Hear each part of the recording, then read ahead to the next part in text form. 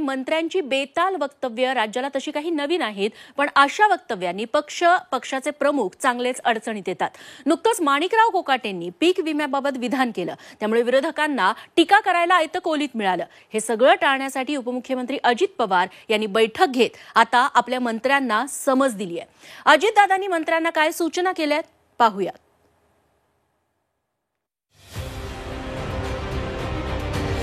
बेताल बोलण्यानं वाद ओढावून घेऊ नका।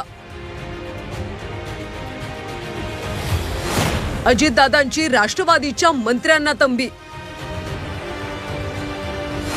कोकाटेंच्या वादग्रस्त वक्तव्यानंतर दादांची मंत्र्यांना समज।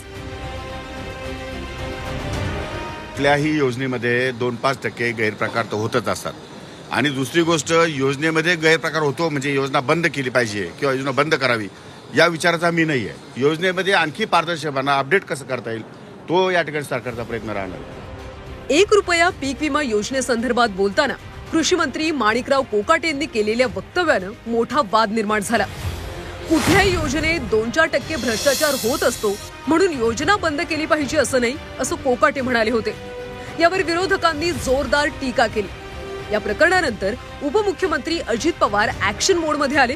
यावेळी मंत्र्यांनी कोणत्याही प्रकारे वाद निर्माण होतील अशी वक्तव्य करू नयेत अशा सक्त सूचना अजितदादांनी मंत्र्यांना दिल्यात। मंत्र्यांनी कोणत्याही प्रकारे पॉलिसीबाबत बोलू नये, धोरणांबाबत मुख्यमंत्री आणि उपमुख्यमंत्रीच बोलतील।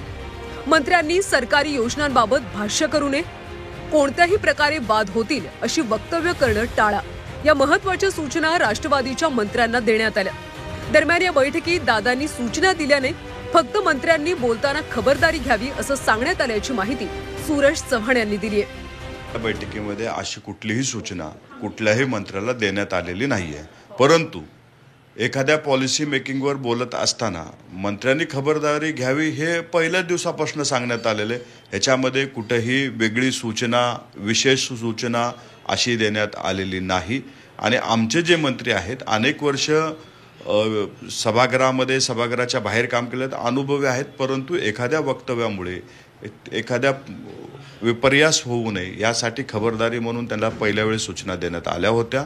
कालच्या मीटिंगमध्ये अशी कुठलीही चर्चा झालेली नाही। राज्यात 3 पक्षाचं सरकार असल्यानं अनेकदा कुरबुरी आरोप प्रत्यारोप पाहायला मिळतात। त्यातच अनेकदा मंत्री सरकारी योजना विरोधक यांच्यावर बोलताना थोडंसं घसरतात, त्यामुळे वादाचा भडका उडतो। कोकाटेंच्या वक्तव्यानं वाद झाला, आता पुन्हा वाद होऊ नये यासाठी अजितदादांनी सगळ्याच मंत्र्यांचे कान टोचलेत। पुढच्या काळात वाद झाला नाही तरच अजितदादांची ही मात्रा उपयोगी पडली असं म्हणावं लागेल। सीमा आढे, झी 24 तास, मुंबई।